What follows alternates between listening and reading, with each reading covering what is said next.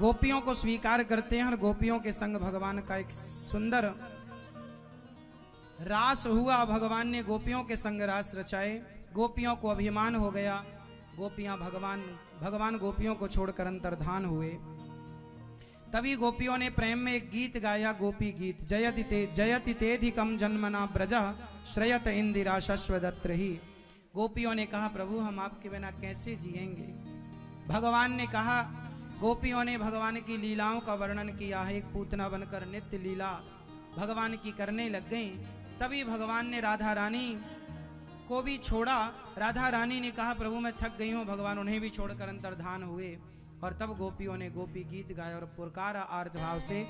तब भगवान गोपियों के पुकारने पर प्रकट हुए। बोलिए रास राशेश्वर भगवान की। तासा माविर्भूत छौरि स्मयमान मुखाम्बुजः पीतांबर धरः स्त्रग्वी साक्षान मनमथ मनमथ। प्रकट होकर भगवान ने गोपियों के संग महारास रचाया। जितनी गोपियां उतने कृष्ण प्रकट हुए। गोपियों के संग दिव्य रास। इसके बाद भगवान की दिव्य लीला, ये नित्य लीला है वरुण लोक।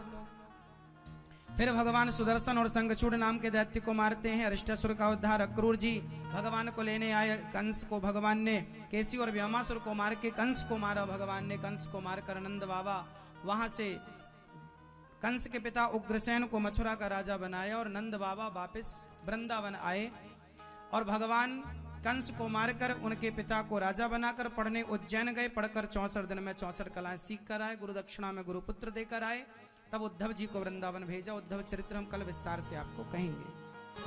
हृदय में दर्शन कराया। फिर भगवान ने जरासंध को 17 बार पराजित किया। कालियवन का मुचकुंद के हाथ उद्धार हुआ और भगवान द्वारिकाधीश कहलाए। 18वीं बार मैदान छोड़कर भागे जरासंध के युद्ध से। बोलिए रण छोड़ भगवान की जय। द्वारिकाधीश भगवान की। कुंडनपुर की बलराम जी का विवाह माता रेवती से कुंडनपुर की राजकुमारी पूजा करने आई और प्रेम पत्र लिखा। श्रुत्वा गुणान भवन भुवन सुंदर शृण्वताम ते निर्विश्य कर्ण विविरैर्हरतोंगितापम। हे गोविंद, मैंने आपको देखा तो नहीं पर सुना है आपके बारे में। विवाह करूंगी तो आपसे पूजा कर ही रही थी कि भगवान दारू को तैयार किए वायु के वेग से आए और रुक्मणी अम्बा का हाथ पकड़ के भगवान भागते हैं। बोलिए रुक्मणी हरण भगवान की जय। रुक्मी ने रास्ता रोका। बलराम जी ने समझाया। विवाह उनका संपन्न हुआ। एक दूसरे को वरमाला पहनाकर ठाकुर जी का विवाह संपन्न हुआ।